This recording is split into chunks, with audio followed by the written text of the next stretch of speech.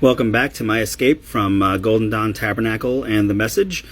Here's another book about William Branham. It is also on Amazon, and basically if you want to get an idea of the teachings and his sermon style, you can definitely check that out. Just don't spend your money if you don't have to. So now I'm going to talk about how I ended up escaping the church. A lot of people say they're good Christians, and I'm not saying that's not true, but I really believed. You know, from the age of 12 to 19, I watched no TV, listened to no radio, and I really didn't do anything that would get, most kids in trouble with their parents. I was a very obedient son. I towed the line, and I was also very involved with anything regarding the church or church-related. In June of 1996, I was working at a call center for UPS customer service at the time, and we had a break room. And usually, when I would go into the break room, if I was the only one in there, I would turn the TV off.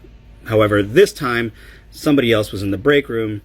I'm not rude, so, I wasn't going to leave. I was going to leave the TV on and just eat my food and then leave. Up to this point, the last movie of any significance that I had seen was Return of the Jedi.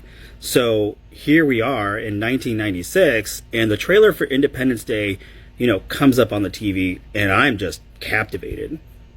I could not believe they just blew up the White House, and I made a literal gasp, and the guy that was in there looked up like, "What?" I said, "They just blew up the White House."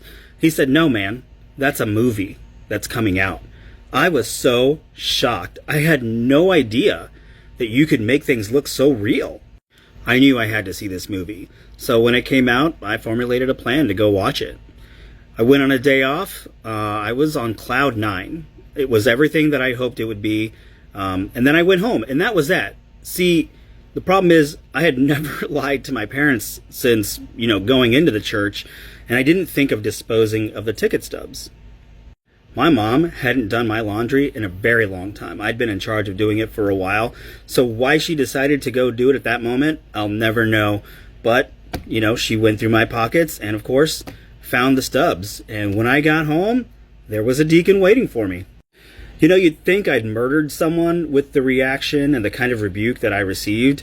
I was questioned, cross-examined, and was told that I was no longer going to be in the choir or the band. I could no longer sing. This was my punishment for my offense. You could bet I heard it from the pulpit too.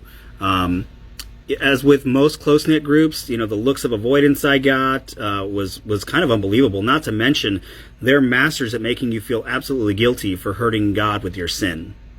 Now, if you think that's bonkers, just wait.